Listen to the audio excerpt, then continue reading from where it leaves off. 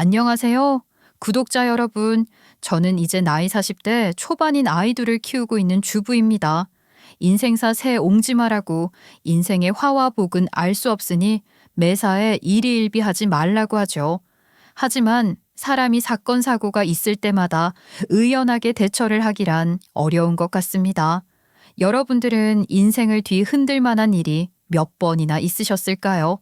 저는 정말 여러 번 제 인생이 180도 바뀔 뻔한 일들이 있었습니다.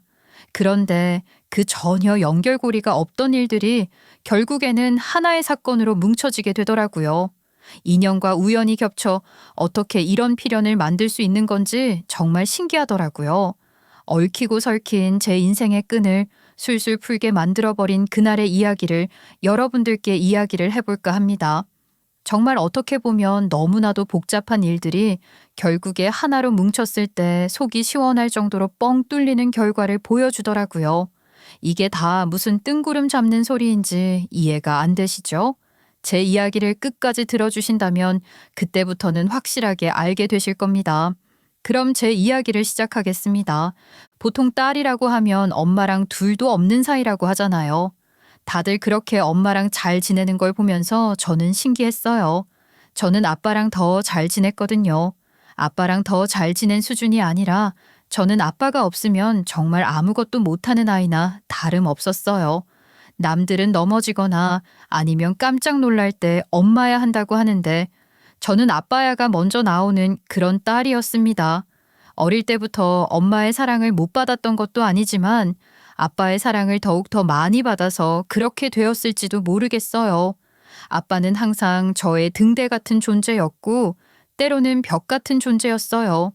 제가 길을 잃은 순간에 항상 빛으로 길을 안내해주고 저에게 쏟아지는 돌멩이들을 대신 맞아주는 벽이 되어주셨거든요.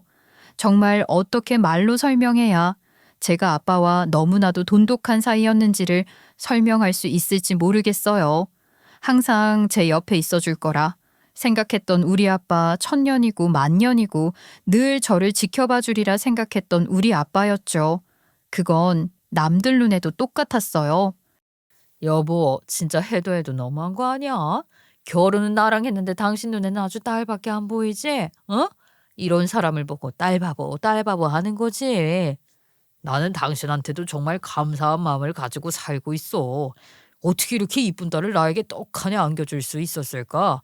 정말 나는 우리 가족에게 감사해. 부모님께서는 저에게 정말 무한한 사랑을 주셨었어요. 이 정도 되면 자식을 하나 더 가질 법한데 두 분 사이에 무슨 문제가 있는지 저는 알 수 없었지만 자식은 저 하나만 낳아 키우기로 하셨대요. 사실 집안 형편이 어렵다거나 아니면 자식을 더 낳을 수 없는 이유가 있다거나 하는 건 아닌 것 같았거든요. 물론 부모님끼리의 사정이기 때문에 제가 참견할 부분은 아니죠. 그리고 저는 외동딸로 혼자서 온 사랑을 독차지하고 모든 혜택을 다 받으면서 자랐기 때문에 굳이 동생이 필요하다고 느낀 적도 없었고요. 아무튼 제가 외동딸이었기 때문에 그랬을까요? 우리 아빠는 제가 넘어질까 늘 제가 걷는 뒤에 서서 저를 지켜보셨고 저를 업어주셨어요. 혹시라도 저에게 다가오는 사람이 있을까, 해를 끼치는 사람이 있을까 주의를 살피셨고요. 너무 과보호 아니냐고요? 글쎄요, 저는 이런 아빠의 행동을 단 한 번도 과보호라고 생각해 본 적이 없었어요. 그냥 우리 아빠가 나를 정말 사랑하는구나 하고 느낄 뿐이었죠. 저는요, 처음 월경이라는 것을 시작했을 때 말이죠. 그때도 저희 아빠한테 먼저 말씀을 드렸어요. 물론 학교 가정 시간에 그게 뭔지 살짝 배우긴 했지만 그때만 해도 월경에 대해 자세하게 배운다는 것 자체가 조금 부끄러운 일이라고 느껴졌다고나 할까요? 듣는 둥 마는 둥 딴청을 부리다가 막상 제 일로 일어나게 되니까 너무 놀라고 만 거죠. 사실 누구나 그 처음에 놀람은 있는 법이잖아요. 아빠한테 바로 달려가서 어쩔 줄 몰라 어떻게 해야 하냐고 물으니 아빠도 많이 당황하신 것 같더라고요. 사실 이런 건 당연히 엄마한테 물어볼 거라고 생각하셨나 봐요. 그런데 이쯤 되시면 궁금하시죠? 왜 딸은 엄마를 평생 짝사랑한다고 하는데 이렇게 아빠만 찾는지요? 그렇다고 저희 엄마가 성격이 이상하다던가 아니면 저한테 관심이 없다던가 그런 것은 아니었습니다. 저희 엄마 정말 쿨한 여성이셨어요. 자기가 하는 행동과 일에는 책임이 따르는 법이라고 어릴 때부터 저에게 가르침을 주셨었죠. 그런데 우리 엄마가 정말 중요하게 생각하는 가족들의 모습이 있었는데 그게 바로 가정적인 모습에 충실해야 한다는 것이었어요. 살면서 부모님과 문제가 한 번도 없는 사람이 어디 있겠습니까? 저도 아빠랑 그렇게 죽고 못 사는 사이처럼 친하게 지낸다고 해도 가끔 의견이 안 맞으면 싸우기도 하고 또 사춘기가 찾아오면서 아빠에게도 말하지 못하는 비밀이 생기기도 하고 그러지 않겠어요? 특히 학창 시절에는 성적 문제로 부모님과 꽤 많은 트러블이 있었죠. 그런데 저희 엄마는 이런 것들은 가정의 내부 문제이기 때문에 밖에서는 절대 티를 내서는 안 되고 밖에서는 무조건 우리 가족이 둘도 없는 화목한 사이로 보여지기를 원했어요. 한마디로 제가 부모님과 트러블이 있어서 가족 모임에 나가고 싶어 하지 않는다 해도 억지로 끌려가서 웃으면서 우리 부모님이 최고예요 라고 말을 해야 했다 이거죠. 항상 가족이 1등이어야 하고 우리 가족은 절대 깨져서는 안 된다는 강박관념이라도 있으신 건지 매번 그렇게 가족들에게 화목한 모습을 강요했었어요. 그 부분만 아니라면 엄마랑 잘 지내지 못할 이유가 없었죠. 그런데 그날의 제 감정까지 무시를 당하면서 우리 가족은 너무 화목하고 서로를 위해주고 그런 모습을 남들 앞에서 보여줘야 한다는 게 좀 싫었어요. 저희 부모님께서 꽤 마당발이셨거든요. 주말이면 누구네랑 밥 먹기로 했으니 시간을 비워라.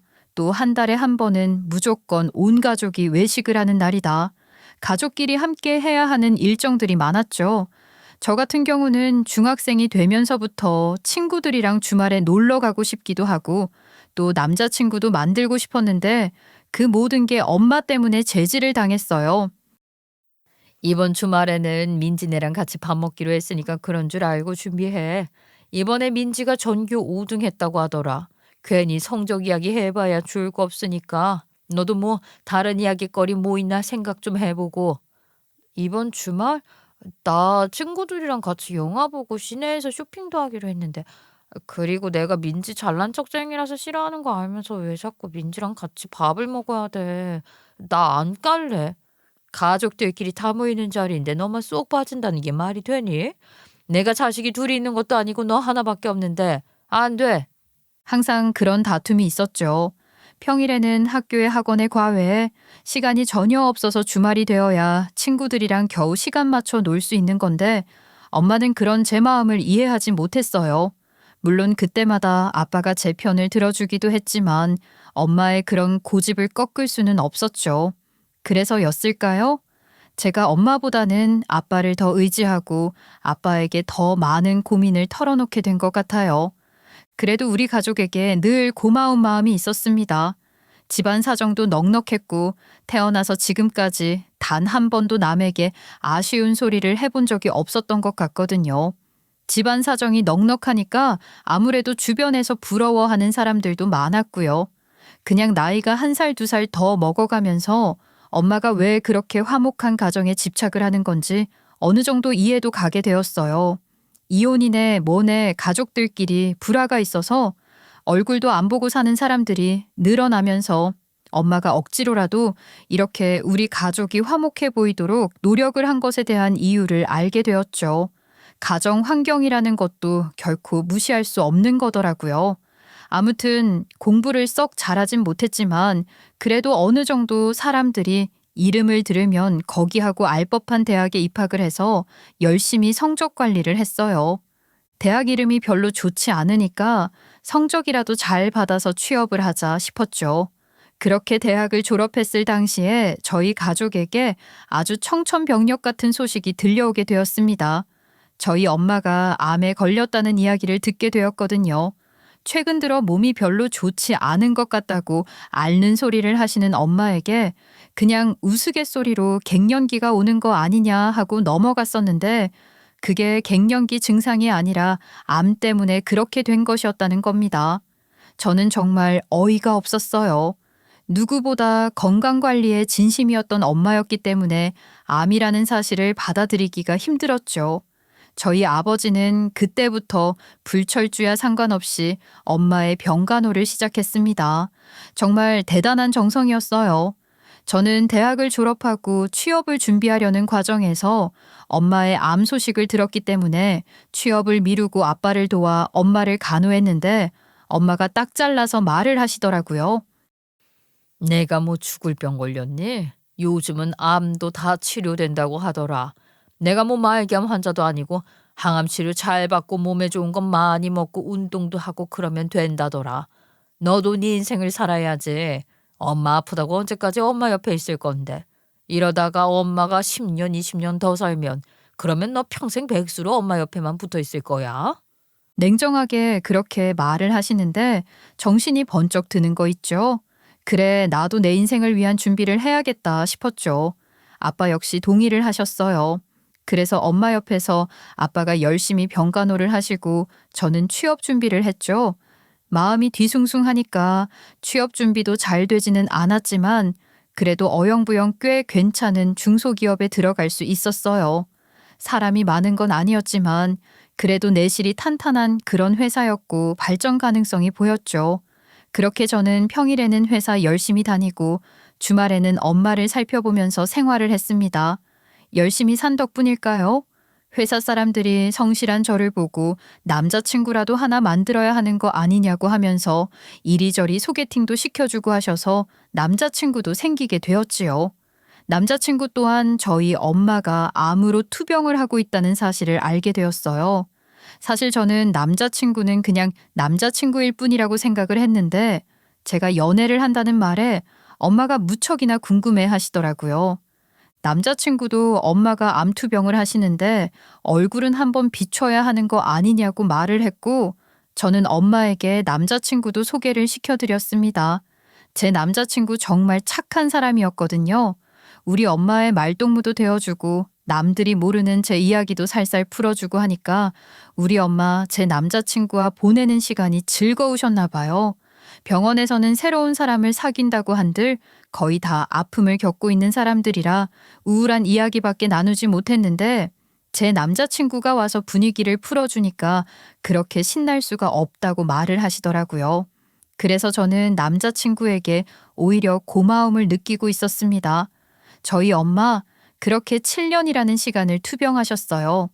위에서 시작된 암이 점점 사이즈도 줄어들고 수술만 하면 괜찮아질 거라고 했는데 수술을 하고 난 이후에 신장으로 재발을 하고 혈액암으로 번지기까지 하면서 결국 7년 동안 긴 투병을 하고 하늘의 별이 되셨습니다. 정말 완치가 될 거라고 온 가족이 굳게 믿고 있었던 만큼 엄마의 일은 상처가 되었어요. 마지막에 너무 급속도로 온몸에 암이 번지는 바람에 제대로 된 치료 한번 받지 못하시고 그렇게 하늘의 별이 되셨거든요. 저도 많이 마음이 아팠지만 제 남자친구 역시 펑펑 울더라고요. 저희 엄마와 꽤 오랜 시간 유대감이 쌓인 탓이었어요. 장례를 치르는데 의연해지지가 않더라고요. 7년이라는 투병을 했고 또 어느 정도 마음 정리도 되어 있는 상태라고 생각을 했지만 그건 정말 저의 착각이었나 봐요. 엄마의 빈자리가 너무 크게 느껴지는 거죠.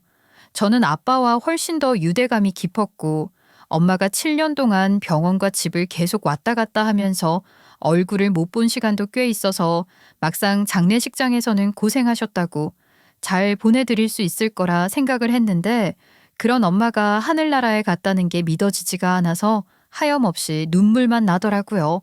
그렇게 엄마 잘 보내드리고 난 다음에도 저는 직장도 있고 연애를 하던 남자친구도 있었으니까 자립을 할 수 있는 상황이긴 했지만 혼자 남은 우리 아빠가 외로울까봐 독립하지 않고 본가에서 아빠와 함께 살면서 시간을 보냈어요. 우리 아빠 저까지 없으면 외로워서 어떻게 살겠어요? 7년 동안 병수발 든다고 늙기도 많이 늙었는데 우리 아빠를 제가 옆에서 지켜줘야 한다는 생각이 들었죠. 어릴 땐 항상 아빠가 저를 지켜주었으니까 나이를 먹어서는 제가 아빠 옆에 있어야 한다고 생각을 했어요.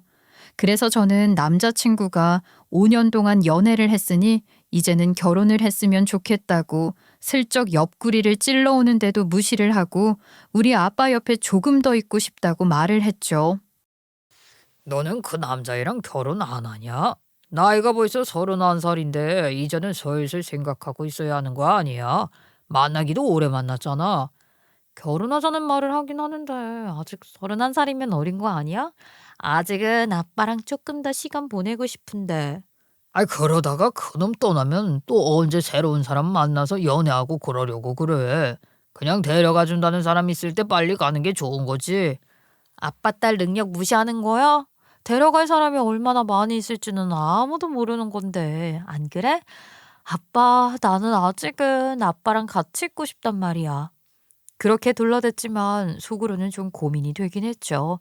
우리 엄마가 마지막에 손 쓸 수 없을 정도로 병세가 깊어졌을 때 제 남자친구의 손을 꼭 붙잡고 하신 말씀이 있었어요.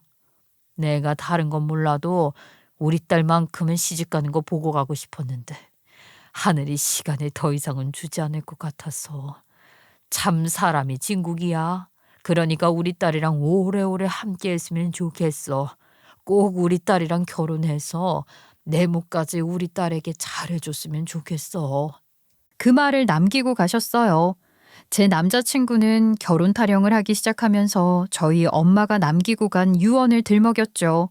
저희 엄마가 저를 잘 부탁한다고, 꼭 결혼했으면 좋겠다고 한 말이 있지 않냐고, 하늘에서 우리 엄마가 지켜보고 계실 건데 정말 결혼해서 잘 사는 모습을 보여드려야 안심하지 않겠냐고 말을 하는데 저도 솔직히 마음이 흔들리긴 하더라고요. 그래서 제 나이가 32살에 결혼 준비를 시작하게 되었습니다. 남자친구와는 6년이라는 시간 동안 연애를 했기 때문에 서로에 대해 모르는 게 없다고 생각을 했어요.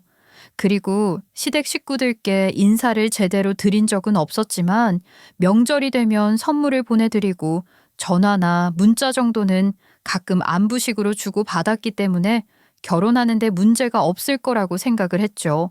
그래서 양쪽 집에 인사를 드리고 상견례를 바로 하게 되었는데 상견례 자리에서 이런 일이 일어나게 될 줄 누가 알았겠어요? 이렇게 얼굴을 뵙고 인사를 드리게 되어서 참 기쁩니다만 제가 좀 신경이 쓰이는 일이 있어서요. 혹시 그 혼주석 말입니다. 친정엄마 자리에는 어느 분이 앉으실 건가요? 예?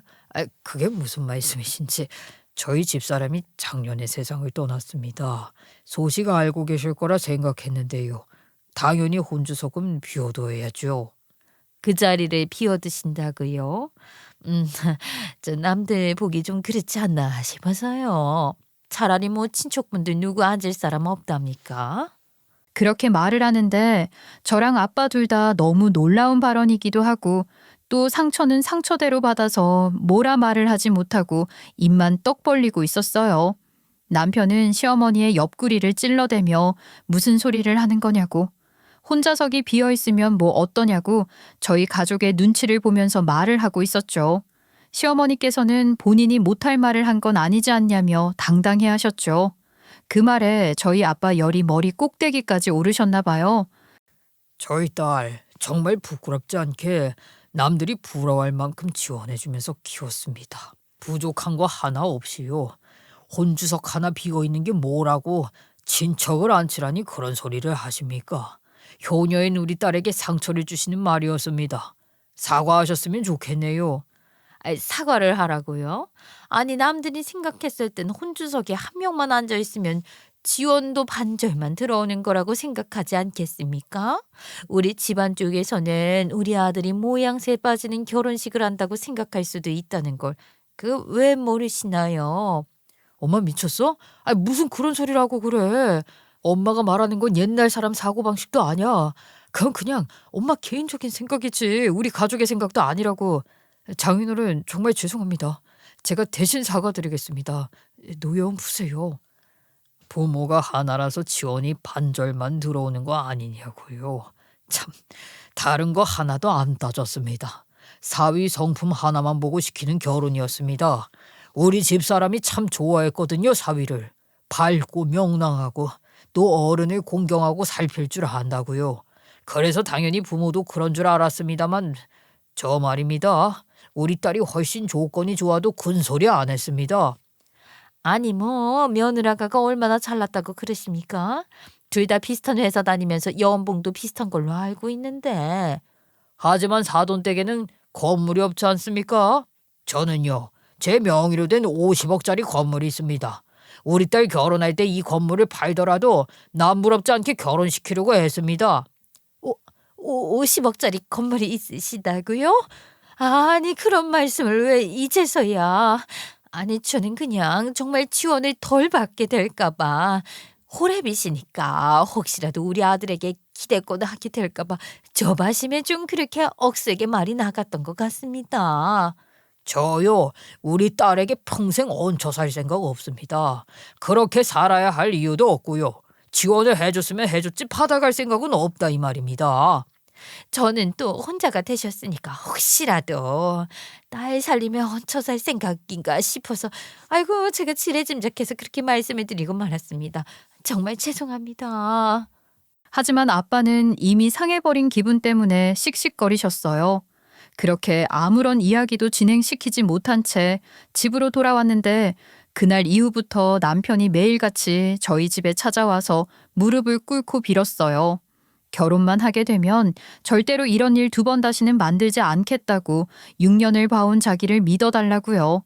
워낙 남편은 저희 가족이나 다름없는 사이처럼 많은 것을 함께 했었고 저희 아빠도 남편은 정말 진국이라고 칭찬을 하셨었기 때문에 남편이 무릎 꿇고 본인 집안에서 나온 막말들을 대신 사과하는데 받아주지 않을 수 없었죠.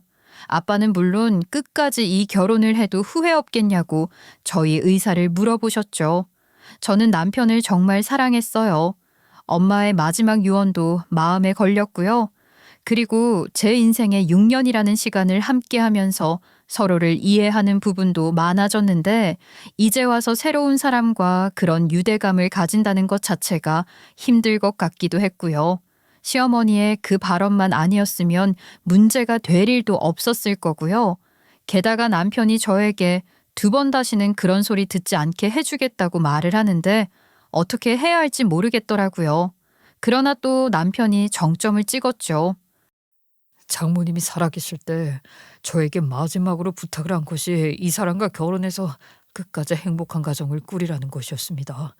저에게 장모님의 마지막 유언을 지킬 수 있는 기회를 주셨으면 좋겠습니다. 2번 다시는 상처받는 일 만들지 않겠습니다. 남편은 눈물까지 찔끔 흘려가면서 저희 아빠께 빌고 빌었습니다. 결국 그 진솔한 모습에 저와 아빠 둘 다 한 번만 믿어보자는 마음으로 바뀌게 되었죠. 결국 저희 아빠 시부모님을 다시 한번 만나서 단판을 짓게 되었습니다. 제가 경솔한 발언을 했다는 것을 뉘우치게 되었습니다. 마음의 상처를 받으셨으면 정말 죄송합니다.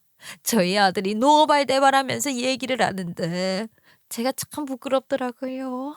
제가 정말 너무나도 편협한 시선을 가지고 있었던 것 같아요.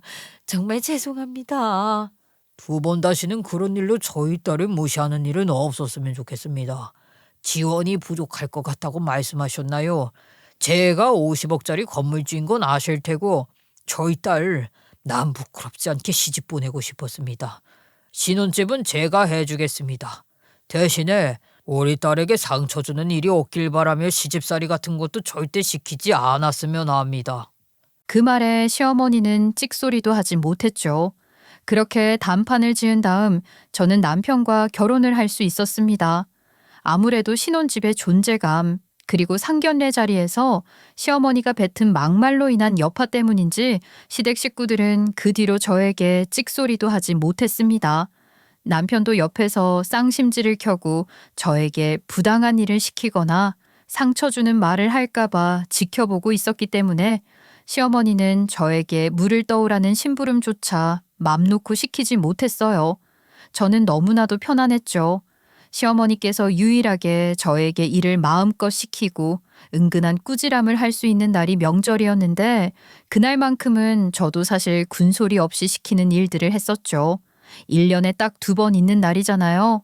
그때라도 시어머니께서 마음껏 부려먹고 싶은 대로 부려먹어야 저도 나중에 할 말이 있을 것 같았거든요. 그런데 결혼하고 3년 차였습니다. 첫째 아이를 낳고 둘째 아이를 임신 중이었는데 시어머니께서 저에게 쪼그려 앉아 전을 부치라고 시키시더라고요. 배가 일찌감치 불러왔던 터라 바닥에 앉아서 전을 부치는 게 힘든 일이었지만 그래도 시키신 일이니까 하고 있었는데 제가 배가 뭉치는 느낌에 자세를 바꾼다고 움직이다가 손에 화상을 입고 말았습니다. 물론 제 부주의로 일어난 일이긴 했지요. 근데 화상이라는 게 계속 화끈화끈 아프잖아요. 화상도 꽤 넓은 면적으로 입어서 너무 아파서 찬물에 손을 바로 대고 있었죠. 아니 천 다 탄다 뭐하니? 어머니, 저 전 부치다가 화상을 입은 것 같아요. 저 혹시 화상 연고 같은 거 있으세요? 찬물에 대고 있어도 열감이 있어서요. 아니 살림하다 보면 그 정도 상처는 누구나 다 입는 거지. 뭘 그거 가지고 그래. 화상 가지고 엄살 부리지 말고 얼른 와서 천 붙여라. 부지런히 일을 해도 모자랄 판에. 아프긴 했지만 집에 화상 연고도 없다고 하는데 어쩌겠어요. 대충 상처에 바르는 연고만 발라놓고 열심히 명절상을 차리고 있었죠. 그런데 다음 날이 되니까 수포까지 올라왔더라고요. 친정에 가서 아빠랑 같이 밥을 먹기로 했는데 손에 수포가 올라온 게 너무 흉해 보였어요. 명절이라서 문을 연 병원도 없어서 어쩔 수 없이 집에 있는 약 대충 바르고 친정에 갔는데 아니나 다를까 제 손을 본 아빠가 깜짝 놀라시더라고요. 아이 손이 왜 모양이야? 아이 다친 거야? 어쩌다가? 아니, 쪼그려서 앉다가 전 부치다가 배가 뭉치는 것 같아서 자세를 바꾸는데 글쎄 후라이팬에 손을 대었어. 명절이라 문을 연 병원도 없어서 그리고 시댁에 화상 연고 같은 게 없어서 대충 약 아무거나 발랐더니 이렇게 수포가 더 심해진 것 같기도 하고. 아니 임신해서 배가 남산만한 며느리한테 쪼그려 앉아서 전을 붙이라고 했다고? 어떻게 이럴 수가 있냐. 임신한 며느리 힘들겠다고 쉬라고 해도 모자랄 판에 끝끝내 일까지 시키고. 아 내가 정말 이 사람들을 우리 딸 절대로 힘들게 하지 말라고 신혼집까지 떡하니 해줬구만. 첫째는 누가 보고? 첫째 아이가 졸렸는지 잠투정을 심하게 해서 제가 재운다고 방에 있어서 몰랐습니다. 장인어른, 정말 죄송합니다. 내가 물론 우리 딸에게 너무 지극정성인 것도 있긴 하지만 자네 와이프가 임신을 했으면 자네라도 쉬라고 눈치를 줬어야 하는 거 아닌가? 차라리 애를 우리 딸 보고 재우라고 하고 자네가 전을 붙이던지 했어야지. 아빠는 수포가 올라온 제 손을 보면서 씩씩거리셨어요. 정말 그때 마음이 몽글몽글 하더라고요. 정말 내 아버지구나. 남들은 화상 가지고 뭘 그리 엄살이야 하는데 우리 아빠는 내 손을 보면서 얼마나 아팠을까 호호 불어주면서 걱정을 해주는구나 싶어서 눈물이 쏟아질 것 같았어요. 임신을 해서 감정이 하루에도 수십 번 오르락 내리락 하는데 아빠의 그런 걱정이 마음을 들쑤셨다고 해야 하나요? 제가 눈물을 뚝뚝 흘리니까 저희 아버지 안절부절 못해서는 결국 시댁에 전화를 거셨습니다. 아니 저 사돈 어른이 웬일로 전화를 다 주셨을까요? 저희 딸 손에 화상 입은 거 봤습니다. 아이 둘째 손주를 임신한 며느리에게 쪼그려 앉아서 전을 붙이라 시키셨다니요. 언제는 딸처럼 생각해 주시겠다고 하시더니 이렇게 마음이 바뀌어서야 되겠습니까? 딸처럼 생각해 주신다 했던 저희 딸 앞으로는 명절에 저랑 여행이나 다닐까 합니다. 불만 없으시지요? 아니 명절마다 여행을 가시겠다고요? 저희 집안에도 행사라는 게 있는 법인데 일방적으로 이러시는 건 좀. 그 행사라는 게 가족들끼리 전 부쳐 먹는 거 아니었습니까? 요즘 누가 전을 집에서 일일이 부쳐 먹습니까? 재료값이 더 들지요. 그러지 말고 제가 매 명절마다 100만 원씩 보내드리겠습니다. 그걸로 가족들끼리 오붓하게 외식이라도 하시지요. 부족하면 200만 원씩 보내겠습니다. 그럼 됐지요. 돈을 준다는 말에 시모가 찍소리도 못하시더라고요. 저희 시댁 살림살이가 그렇게 넉넉한 편도 아니었거든요. 정말 그 다음 명절부터는 아버지께서 시댁에 꼬박꼬박 200만 원씩 보내셨어요. 그리고 제가 둘째를 낳고 몸조리도 끝나고 저희 둘째 아이가 돌이 지나자마자 아빠는 명절만 되면 가까운 국내든 아니면 해외든 제 의견을 물어보고 여행을 보내주셨습니다. 아빠와 함께 갔지요. 성인이 되고 직장 생활을 시작한 이후에 아빠와 어디 여행을 다녀본 적이 없었는데 그렇게 같이 여행을 가니까 너무 좋더라고요. 저희 아이들이 아빠를 잘 따르기도 했고요. 더 통쾌했던 건 미운하고나 늘 붙어 있던 제 남편은 쏙 빼놓고 여행을 갔다는 것이었어요. 저희 남편 여행에 끼고 싶어 했지만 저희 아빠가 딱 잘라 거부하셨죠. 자네가 부녀 여행에 왜 끼나? 평소에나 우리 딸 데리고 이곳저곳 다니지. 아이고, 내가 우리 딸이랑 여행 다닌다고 하니까 끼고 싶다고. 됐네. 그 행동에 저희 시어머니 또 한 번 삔또 제대로 나가셨죠. 해외여행 다니면서 자기 아들은 두고 간다고요. 거기다가 자기 선물도 하나 안 사온다고 말입니다. 물론 저도 아예 안 사온 것은 아니었지만 시어머니께서 바라시는 비싼 명품들은 사올 수가 없었죠. 경비도 전부 아빠가 보태주시는데 시어머니 선물까지 아빠 돈으로 살 순 없는 거잖아요. 그렇게 몇 년을 보내고 저희 가족들에게도 어느 정도 평화가 찾아오게 되었는데 사람이 정말 아무 일 없이 행복하기만 하면 꼭 큰일이 터지기 마련이더라고요. 저희 아빠, 제가 결혼 이후에 독립을 해서 살면서 혼자 많이 외로우셨나 봅니다. 마음의 병이 커지고 커진 것인지 몸에도 병이 들기 시작하신 거예요. 저희 엄마를 그렇게 삼킨 것처럼 아빠의 몸에도 암덩어리들이 자라나기 시작했어요. 물론 제 나이가 40을 넘겼으니 저희 아빠도 나이가 많이 드셨죠. 어느 정도 병이라는 것에 익숙해져야 한다고 생각은 했지만 암이라는 병이 아빠를 집어 삼킬 거라고는 생각하지 못했어요. 저는 좌절했죠. 엄마를 이미 암으로 보내본 적이 있었기 때문에 아빠의 암 소식은 하늘이 무너지는 것 같은 느낌을 받게 했어요. 거기다가 췌장암이라고 하더라고요. 길어야 3개월, 그 말을 듣는데 정말 눈물이 앞을 가리더라고요. 그때부터는 저는 정말 모든 걸 내려놓고 아빠의 병간호만 열심히 했습니다. 시댁에서 불러도 무시하고 아빠에게 무슨 일이 생길까 싶어서 정말 아빠 옆에만 내내 붙어 있었어요. 제가 남편을 챙기지도 않고 아빠만 챙겼기 때문에 당연히 시어머니께서 뭐라고 한 소리 하실 줄 알았는데 조용하시더라고요. 아무래도 비슷한 나이니 본인에게도 생길 수 있는 일이라고 느끼시는 것 같았어요. 저는 다행히 시댁에서 잔소리를 하지 않으니 마음 편안하게 아버지의 옆을 지켰죠. 정말 그 어떤 때보다 지극정성으로 보살핀 것 같았지만 저희 아버지 이 세상에 미련이 없으셔도 너무 없으셨나 봐요. 그렇게 하늘에서 기다리고 있는 엄마의 옆으로 가셨습니다. 그렇게 장례를 준비하게 되었어요. 생전 아버지의 가장 환한 얼굴 사진을 골라 영정 사진을 만들었고요. 아버지의 지인분들이 오실 때마다 정말 정성스럽게 인사를 나누며 우리 아빠의 마지막을 곱게 보내드리려고 했죠. 첫날은 정말 정신없이 지나가고 둘째 날 저녁쯤 되어서야 허기짐이 몰려오더라고요. 육개장 한 그릇을 먹고 있는데 갑자기 우르르 까만 옷을 입은 사람들이 들어오는 것이 아니겠습니까? 저는 깜짝 놀랐어요. 검은 정장을 입은 사람들의 얼굴은 죄다 처음 보는 사람들이었거든요.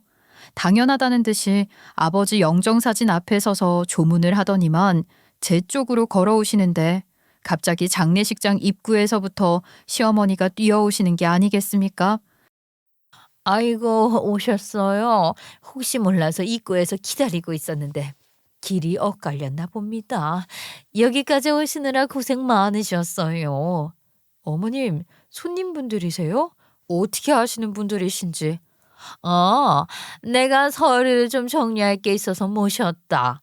마침 잘 됐지 뭐야. 우리가 정리를 좀 해야 할 게 있는데 말이야. 네? 어머님이랑 제가 같이 정리할 게 있다고요?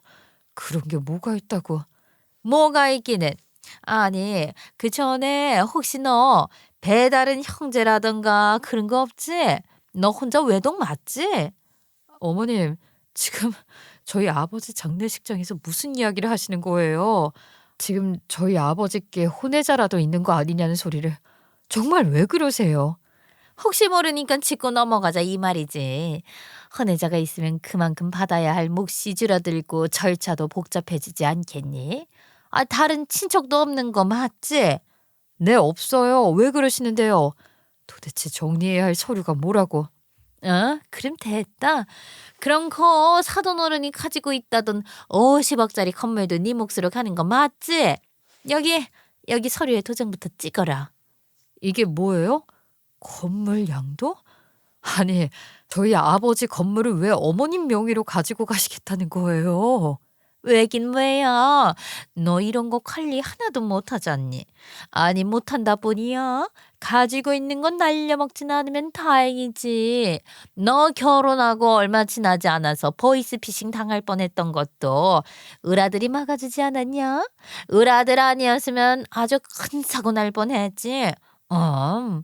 그렇게 덤벙거리는 너한테 어떻게 50억이나 되는 건물을 맡기냐? 그 건물 내가 받아놓으마. 그러니까 도장 찍거라. 상속 절차는 저희가 다 알아서 처리해드릴 예정입니다. 여기 서류에 사인만 해주시면 세금 문제부터 시작해서 저희가 다 처리해드리거든요. 그러니까 이 서류 여기 부분에 사인만 하시면 됩니다. 저는 진짜 황당했습니다. 시어머니께 넉넉한 재산이 있었더라면 10명의 변호인단이 이해가 갔을 텐데 한 명의 변호사 비용도 분명히 아까워라 했을 시어머니께서 어떻게 10명이라는 변호사들을 데리고 이 장례식장에 나타나 사인을 하라고 종용할 수 있는 건지 말이 안 되는 상황이라 생각했습니다. 이 사람들이 무료 봉사를 하는 것도 아니고 무슨 대가를 받기로 했길래 이렇게 온 건가 싶었죠. 아무튼 10명 중 2사람은 저에게 서류를 내밀고 한 명은 명함을 건네주는데 변호사라고 적혀 있는 게 아니겠어요? 정말 황당했죠.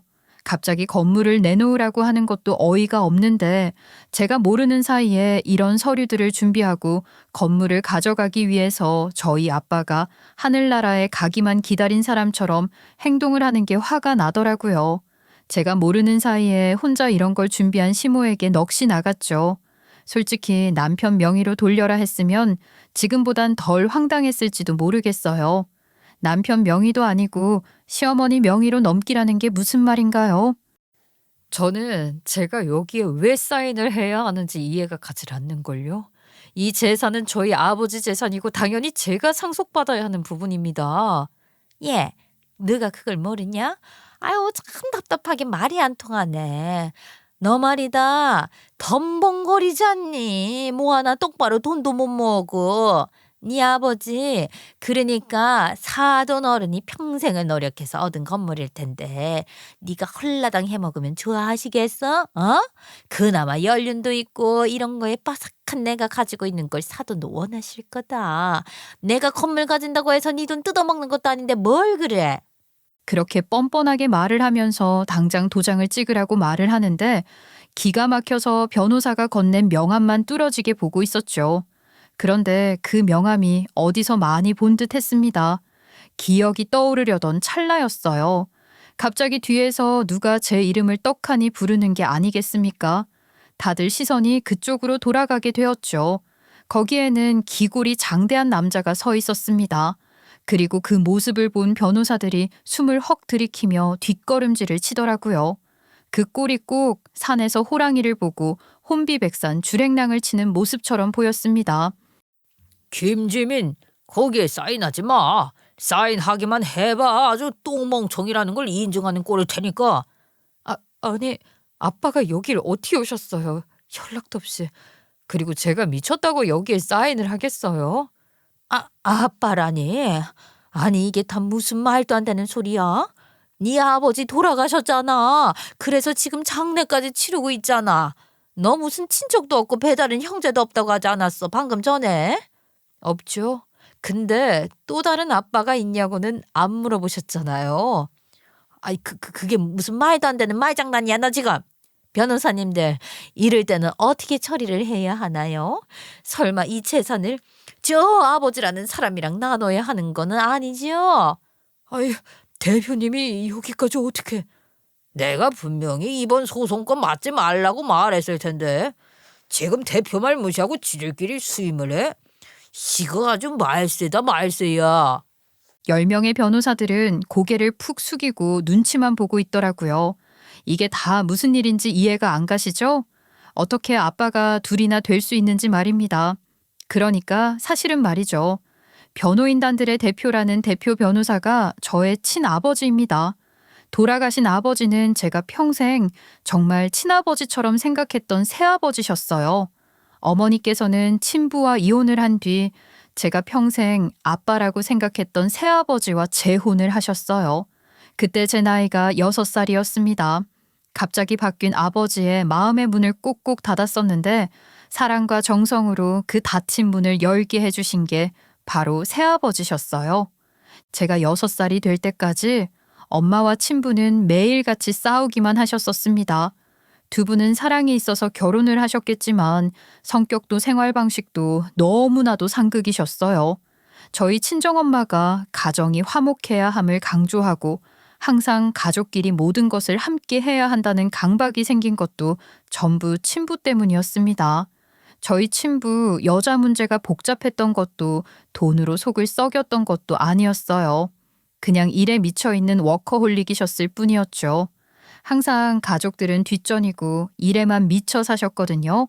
그런 것 때문에 엄마는 무척이나 스트레스를 받아 하셨었어요. 오늘도 일이 아니야? 아니 어떻게 주말인데 아이랑 같이 공원이라도 한 바퀴 돌아볼 생각도 하지 않고 정말 지긋지긋해. 내가 뭐 나 혼자 잘났다고 이러는 줄 알아.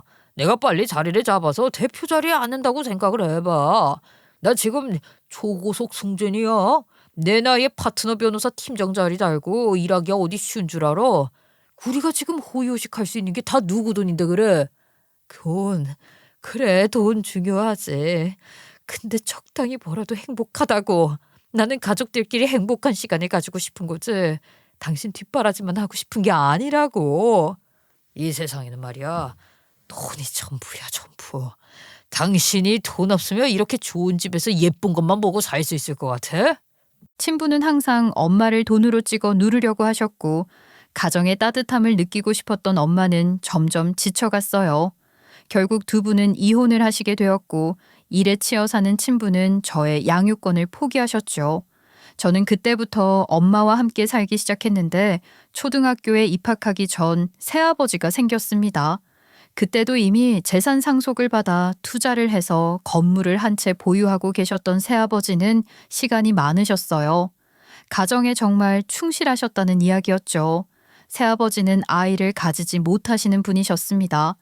그래서 저 하나만 본인의 자식이다 생각하고 금이야 오기야 키워주셨어요. 친부의 존재를 까먹을 정도로 새아버지께서는 저에게 지극정성을 다해주셨죠. 저희 엄마가 그렇게 바라던 화목한 가정, 온 가족이 함께하는 주말을 맞이할 수 있게 된 것입니다. 거기다가 건물 관리만 가끔 하면 되고 통장에는 월세가 꼬박꼬박 꽂히니 우리 엄마 얼마나 원하던 인생을 살게 된 것이겠어요. 저는 새아버지 덕분에 인생이 바뀌었다고 말을 할 수 있을 정도였습니다. 늘 제 걱정이 앞섰던 새아버지 덕분에 정말 부모에게서 받을 수 있는 사랑은 다 받으면서 자랄 수 있었죠. 친부께는 미안한 말이 될 수 있겠지만 정말 살면서 생각이 났던 적이 손에 꼽을 정도였어요. 친부는 늘 바빴기 때문에 면접 교섭도 제대로 하지 않았거든요. 양육비만 꼬박꼬박 보내주고 제 생일 때가 되면 제 통장으로 거액의 용돈을 보내주실 뿐이었습니다. 그게 제 친부의 사랑 방법이었을지도 모르겠지만 어릴 땐 이해가 가지 않기도 했어요.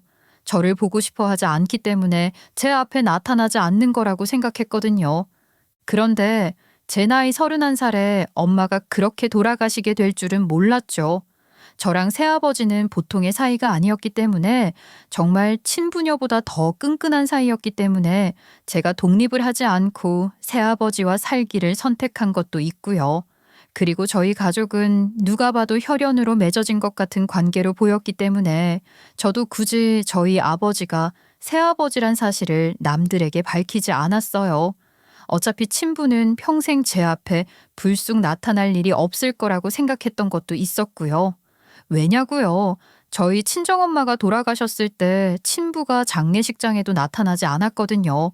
그래도 엄마가 돌아가셨다는 사실은 알려야 할 것 같아서 연락을 드렸었는데 돌아오는 답장이 차가웠어요. 지금 해외에 M&A 건으로 나와 있어서 장례식장에는 못 갈 것 같구나. 저는 그 뒤로 제가 결혼을 할 때도 연락을 하지 않았고 인연을 쭉 끊고 살았습니다. 저에게는 제 마음의 빈 공간을 채워줄 새아버지가 계셨으니까요. 게다가 새아버지께 들은 이야기인데 엄마가 죽기 전 친부에게는 연락도 하지 않았으면 좋겠다고 하더라고요.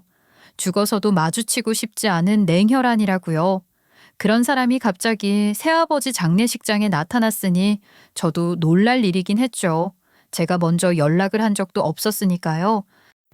여기는 어떻게 알고 나타나신 거예요? 아버지는 알고 계셨어요? 시어머니께서 이런 류의 소송을 할 걸 알고 계셨으면서 저한테 말 한마디 없으셨어요? 아이 미리 알았으니까 소송권 맞지 말라고 엄포를 놓았지. 아주 그냥 이 새끼들이 50억 건물 수수료에 눈이 돌아서 이런 짓을 해? 대표 말이 우스워. 그리고 내가 왜 네 소식 하나를 모르겠냐. 아무리 그래도 내 피를 이어받은 유일한 자식인데 그동안 몰래 지켜보고 있었지. 네 새아버지와도 간간히 연락하면서 지냈었고 아주 그냥 양육권 가진 유세를 떠는 건지 내가 네 사진 한 장만 보내달라고 해도 안 보내주던 네 엄마 때문에 내가 네 새아버지라는 사람이랑 연락하면서 네 소식, 네 사진 받고 있었다고 이놈아. 저는 전혀 상상도 하지 못했던 일이었어요.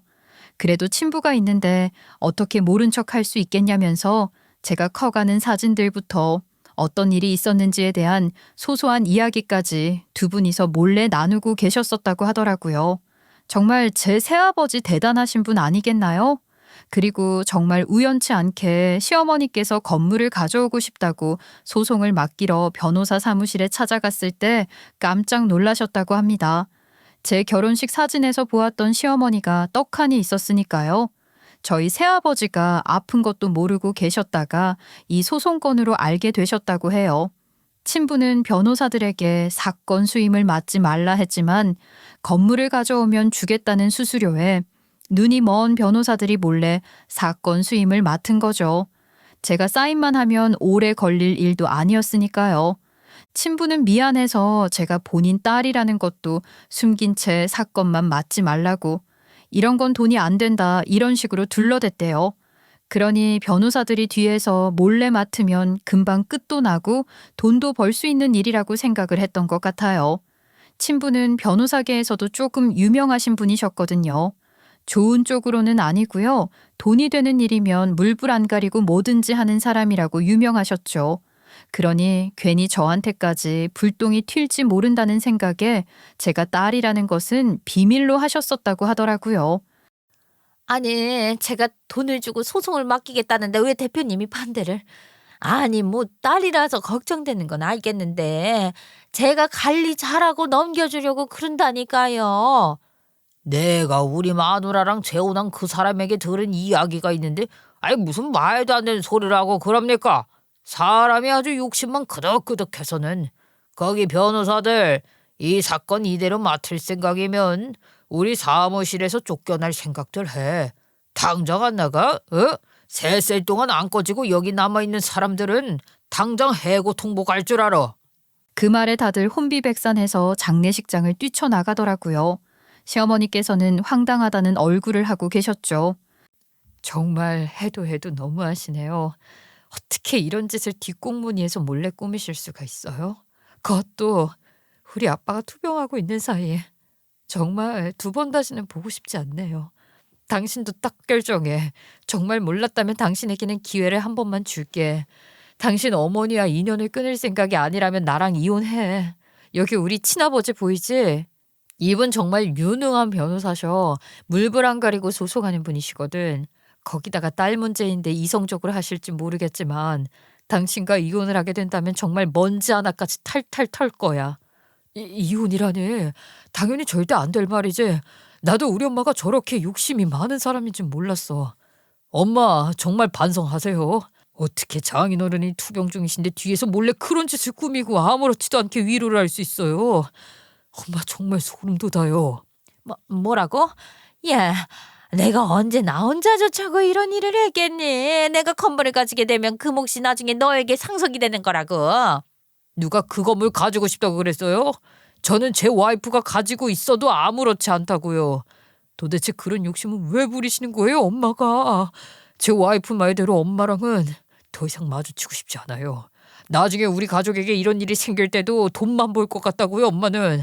그러니까 장례식장에서도 나가주세요. 나가달라고요. 시모는 입을 떡 벌렸어요. 아들에게 이런 취급을 당할 줄은 몰랐겠죠. 아들이 오히려 좋아할 거라고 생각했던 것 같아요. 50억이라는 건물이 어디 가지기 쉬운 건물도 아니니까요. 하지만 우리 남편은 눈치를 잘 보는 사람이었습니다.